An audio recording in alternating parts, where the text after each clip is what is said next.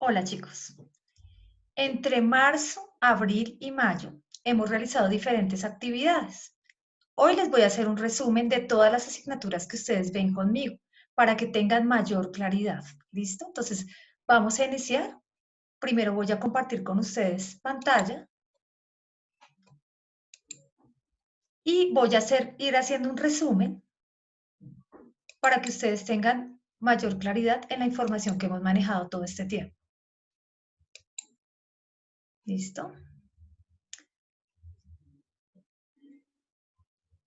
Bueno, lo primero que queremos recordar es que ustedes conmigo ven la asignatura de Ciencias Naturales y Pensamiento Científico.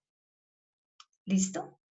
Dentro de Ciencias Naturales encontramos, ¿qué áreas? Encontramos biología, encontramos química, encontramos física. Y Pensamiento Científico es un área que nos ayuda a potenciar aquellas competencias científicas que tenemos que hacer para biología, química y física. Entonces vamos a iniciar con el resumen primero de la materia de biología. Entonces recordemos que nosotros siempre iniciamos con algo llamado una pregunta potenciadora. ¿Listo? Entonces, esta pregunta potenciadora para biología en grado sexto es ¿cómo se organizan y clasifican los seres vivos? Esta pregunta no se contesta. La idea es que en el momento que la debemos contestar es a final de periodo con todos los temas que hemos visto. ¿Qué temas hemos trabajado en este segundo periodo con las guías virtuales? Hemos trabajado clases de célula, niveles de organización celular, criterios de clasificación de los seres vivos, tipo de célula y nutrición de esos seres vivos. Nutrición nosotros lo vemos de manera general y este concepto de nutrición se amplía cuando ustedes ya estén en su grado séptimo. ¿Listo? Recordemos que en primer periodo vimos unas clases de célula. La célula procariótica, la célula eucariótica, que encontramos la animal y la vegetal. Habíamos visto también que la célula procariótica es una célula que todo su material genético está regado por dentro de ella, a diferencia de la célula eucariótica animal y vegetal, cuyo contenido o información genética está dentro de un núcleo. Esa es una diferencia fundamental entre la célula procariótica y la célula eucariótica. Ahora, también habíamos visto que entre la célula eucariótica animal y vegetal hay diferencias. La célula vegetal, que es la verdecita que vemos, ella puede realizar por sí misma su alimento. Entonces, ese tipo de célula más adelante vamos a ver dónde la podemos encontrar. La célula animal no puede fabricar su alimento. Otra diferencia fundamental entre estas dos células es la pared celular. La pared celular, que es esta verde que vemos gruesa, esa pared celular le da firmeza a los organismos formados por ella, como por ejemplo las plantas. Entonces, por favor, para tener clara esta información que ya la habíamos trabajado en primer periodo y aquí solamente estoy haciendo un breve recorderis. Algo que trabajamos en una de las guías fueron los niveles de organización celular. Es importante saber cómo estamos formados y cómo está formado todo lo que nos rodea. Primero tenemos a los átomos, luego de los átomos, cuando esos se unen, forman moléculas. Al unirse varias moléculas, ¿cierto? Podemos formar la célula. Hay diferentes clases de célula. Aquí, por ejemplo, tenemos o el hueso. Cuando varias de esas células forman algo llamado tejidos, nos forman los órganos, nos forman los sistemas, el organismo vive dentro de un que forma una comunidad que hace parte de un ecosistema y que finalmente todo la celular se va fundiendo. Otro tema importante que trabajamos en las guías fue la clasificación de los seres vivos. Entonces tenemos una clasificación bastante extensa, pero ustedes en sexto ven una clasificación más sencilla. Tenemos las arqueas, que a veces se confundían dentro del reino de las bacterias. Las arqueas no son bacterias, tienen célula procariótica como las bacterias, pero no son bacterias. ¿Dónde podemos encontrar un arquea?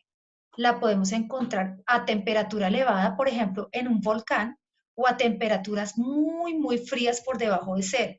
Entonces, son organismos que viven en ambientes muy extremos.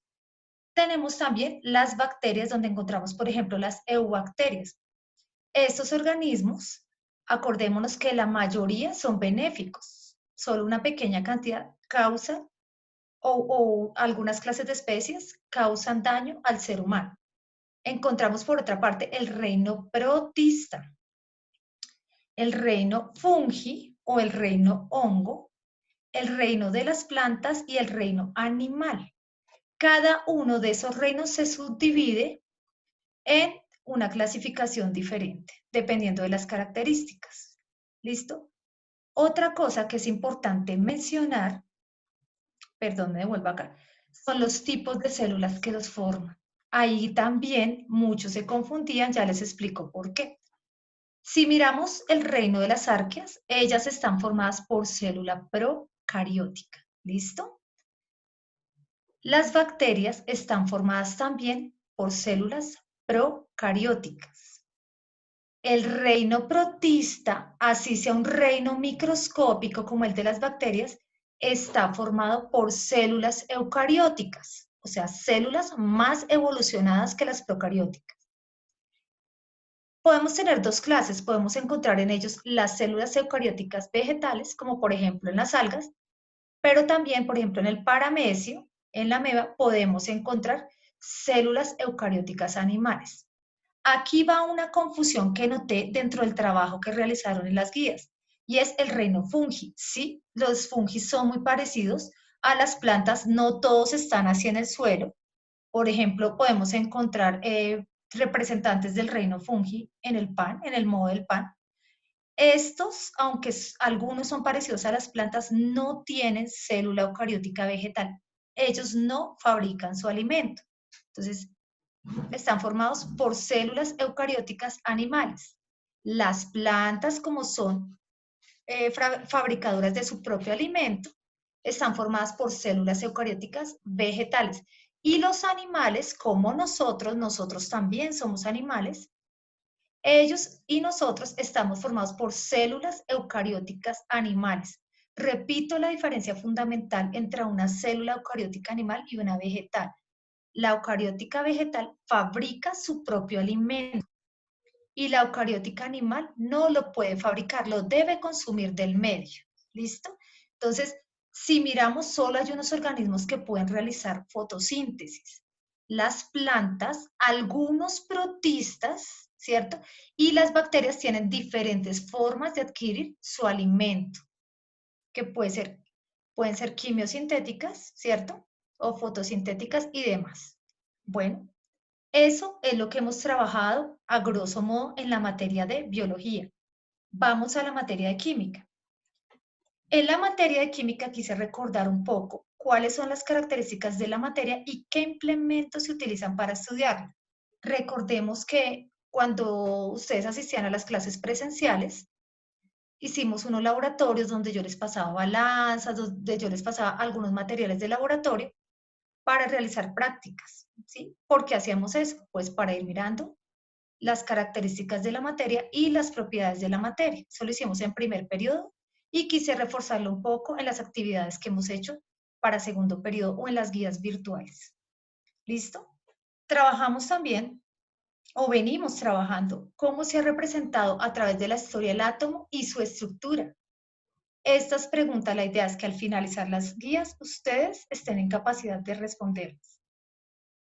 ¿Qué temas observamos? Propiedades extensivas e intensivas de la materia, estados de la materia, ¿sí? Y por último, discúlpenme en un momentico, acá me devuelvo, características del átomo y su relación con la tabla periódica. Listo. Cuando yo hablo de materia, recordemos que en química y aún en física, materia es de lo que está hecho todo lo que me rodea. ¿Listo? Entonces yo puedo medir de esa materia. ¿Qué puedo medir de esa materia? Puedo medir muchas cosas y eso lo podemos llamar propiedades extensivas. Esas propiedades extensivas son las que son comunes a todas las materias. Tenemos, por ejemplo, la masa, que es la cantidad de materia de un cuerpo. Ojo, si estoy hablando de propiedades, son cosas que se pueden medir. La masa, ¿cierto? Se puede medir esa cantidad de materia. El volumen, miren el espacio que está ocupando este líquido. Ese es el volumen, el espacio ocupado por un cuerpo. ¿Listo? Tenemos también la temperatura, que mide la temperatura, el promedio del movimiento de las moléculas que forman este líquido que está aquí. Al adquirir más movimiento, pues se va a elevar más la temperatura. Tenemos otra propiedad que a veces la solemos confundir con la masa, que es el peso, ¿sí? Miren lo que está haciendo acá el dinamómetro, ese también lo vimos en el laboratorio, el dinamómetro, ¿cierto? El dinamómetro, miren hacia donde apunta la flecha, empieza a bajar. ¿Qué hace que baje? La fuerza de gravedad. Entonces, estas son propiedades extensivas. Las propiedades intensivas son las que pueden presentar ciertas clases de materia y no tanto ciertas clases, sino que varían de una materia a otra. Entonces, por ejemplo, tenemos la densidad. No es lo mismo la densidad del agua que la densidad de la leche. ¿Listo? Entonces, acá la densidad nos relaciona dos cosas importantes. Si ustedes ven estos punticos azules con rojos, nos están mostrando la masa. Si yo me pusiera a contar en este momento todas esas moléculas, eso sería la cantidad de materia. ¿Listo? La masa. Y miren el volumen que están ocupando todas esas moléculas. Entonces, la densidad me relaciona tanto la masa como el volumen. Encontramos otra propiedad intensiva que es el punto de fusión. Fusión, recordemos, es el cambio de sólido a líquido. ¿Listo? Ese es el punto de fusión. El punto al cual un sólido cambia al estado líquido se llama punto de fusión. Por su parte, el punto de ebullición es el punto en el cual un líquido cambia al estado gaseoso. ¿Listo? Y tenemos aquí una propiedad llamada solubilidad, que es la cantidad de una sustancia que se mezcla con otra. Entonces, si ustedes ven, esas caritas están representando algo llamado soluto, ¿sí? Lo rosadito está representando algo llamado solvente, perdón, lo azulito, y cuando todo se mezcla se llama solución. ¿Listo? Este concepto se amplía bastante en el grado décimo, pero es importante que ustedes tengan las bases. ¿Listo?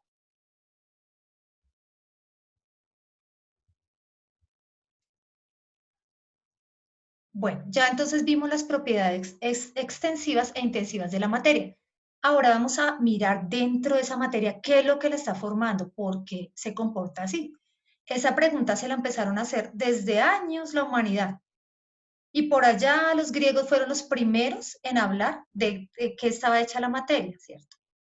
Esas ideas han ido cambiando con el tiempo. Entonces, inicialmente, un científico llamado John Dalton creía que la materia estaba formada por algo muy diminuto, indivisible, como una esfera de ping-pong muy diminuta, que no se podía dividir. Esos eran los átomos. Aunque la palabra átomo no la colocó Dalton, la palabra átomo viene de los griegos que se llama átomo sin división. ¿Listo? Luego llegó una época donde empezaron a experimentar con diferentes gases y empezaron a descubrir diferentes partículas. Por ejemplo, Thomson. Thomson fue el descubridor del electrón. Entonces, él se ideó su propio modelo atómico donde decía que el átomo estaba formado por cargas positivas y cargas negativas, y esas cargas negativas se insertaban como un pudín de pasa en el átomo. Por eso su modelo se llama así, pudín de pasa. Siguieron avanzando los estudios y Rutherford, después de muchos años de investigación, ideó otro átomo, que es el átomo de Rutherford. En este átomo, esas partículas azulitas que ustedes ven ahí, son los electrones que giran alrededor del núcleo. Este modelo también se llama el modelo planetario. Bohr se dio cuenta de algo. Entonces, Bohr se dio cuenta de que a medida que van girando los electrones, hay diferentes capas o niveles de energía.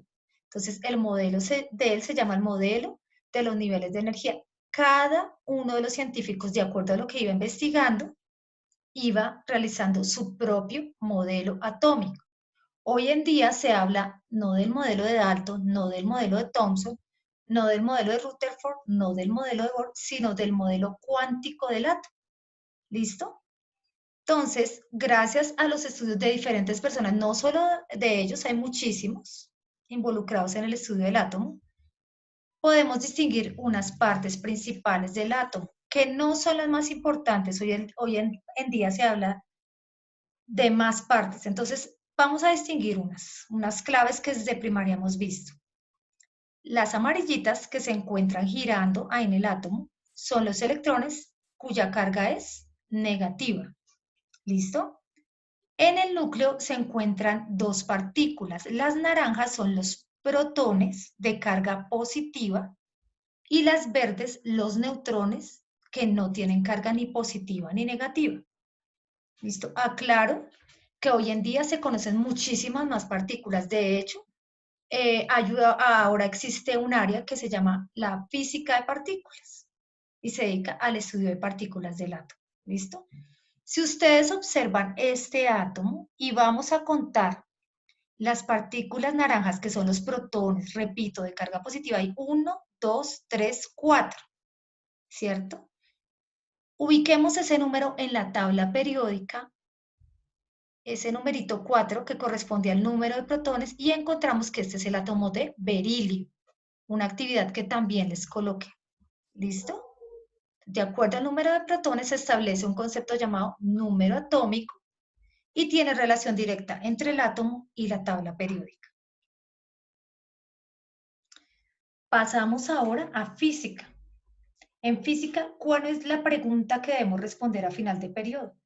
¿Cómo se relaciona la distancia y el tiempo empleado en recorrer? ¿Qué temas hemos trabajado? Concepto de desplazamiento y distancia, concepto de rapidez y velocidad, concepto de velocidad y aceleración.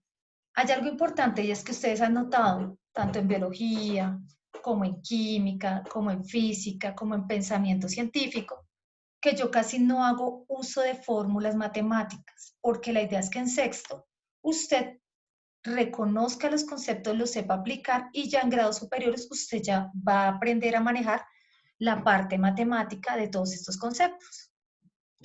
¿Listo, chicos? Entonces, recordemos lo siguiente que habíamos hablado. Entonces, aquí les coloqué varias imágenes para que vayamos entendiendo. Primero, recordar que el desplazamiento, que cuando hablamos de desplazamiento es el cambio de posición, perdón, que experimenta un cuerpo de un punto A inicial a un punto B final.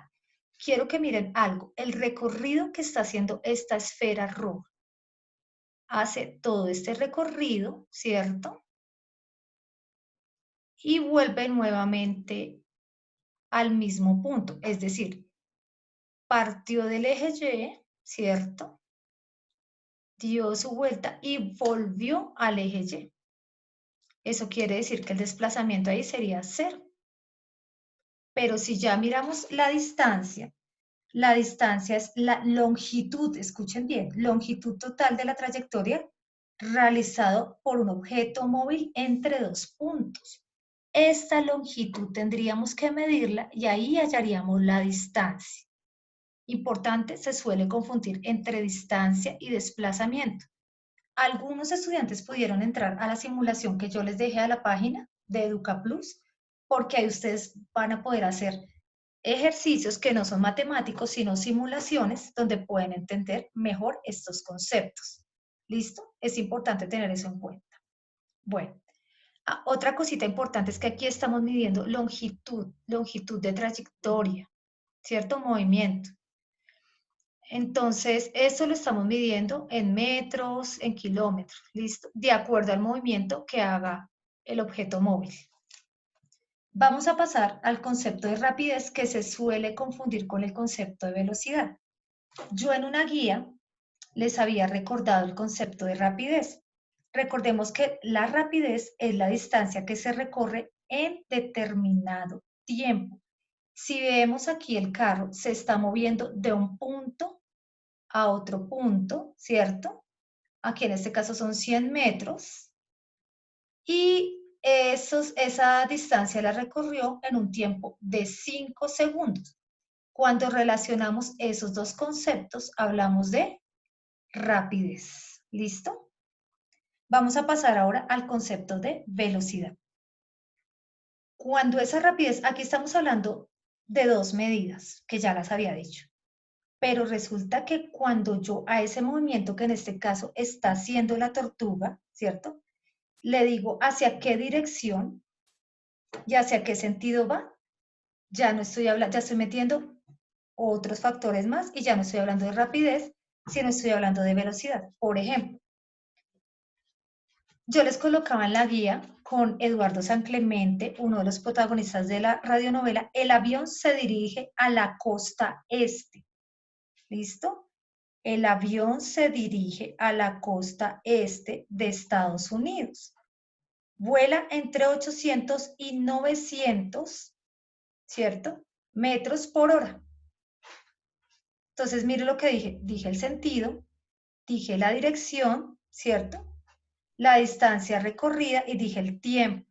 Y todo esto involucra el concepto de velocidad. Aquí en rapidez yo en ningún momento dije ni el sentido ni la dirección. Importante tener eso en cuenta.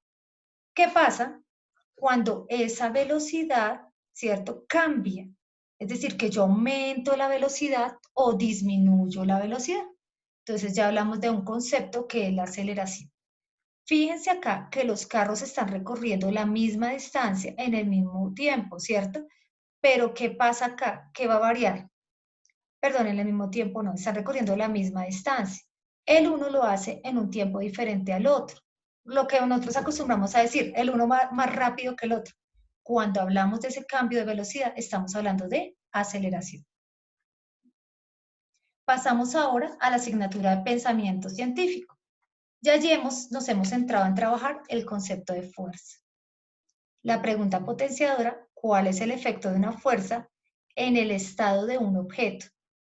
Hemos visto el concepto de fuerza, las clases de fuerza y en algunas actividades el concepto de peso.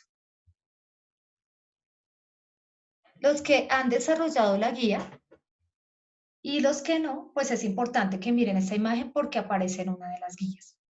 Entonces, aquí había una imagen central que dice, se define como la causa del movimiento de los cuerpos, las variaciones del movimiento y lo que ocasiona las variaciones en la forma de los objetos. Este concepto hace relación a fuerza. Tenemos dos clases de fuerza principalmente.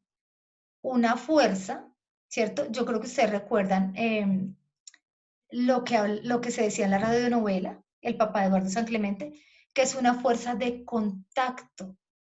Miren acá el muñequito está haciendo contacto directo con la puerta para empujarla o con este objeto, para poderlo mover. Ese concepto hace referencia a la fuerza de contacto. ¿Listo? Mientras que hay otro tipo de fuerzas que no necesariamente hacen contacto. ¿Sí? Entonces son aquellas en las que no existe contacto directo entre el cuerpo que ejerce la fuerza y el cuerpo sobre el que se aplica. Ya eso se le llama fuerzas a distancia. ¿Listo? De las fuerzas de contacto tenemos una que es muy común, que es la fuerza de rozamiento. Miren lo que está haciendo la puerta, rozando sobre la superficie del piso. Entonces, es la fuerza que existe entre dos superficies en contacto, que se opone al movimiento relativo entre ambas superficies. Cuando yo muevo esta puerta, yo voy a sentir que algo me hace presión, que lo está representando aquí la flecha azulita, ¿listo? Siempre para una fuerza de acción hay una fuerza de reacción. Pero fíjense que acá está haciendo contacto directo, por eso se clasifica como una fuerza de contacto y se llama fuerza de rozamiento. Aquí tenemos dos ejemplos de fuerza a distancia. Una muy conocida, que es el imán. ¿Qué pasa con el imán? El imán, ¿cierto? Sin necesidad de tocar un objeto metálico, lo atrae. No necesito tenerlo pegado al imán, sino que desde lejos lo puedo atraer. Acá vemos, está muy relacionada esta fuerza con el concepto de peso, porque es similar. Entonces, observemos qué es lo que está pasando aquí con esta muñequita que está dentro de la nave espacial. Entonces, miren, ahí ella está flotando. ¿Por qué flota?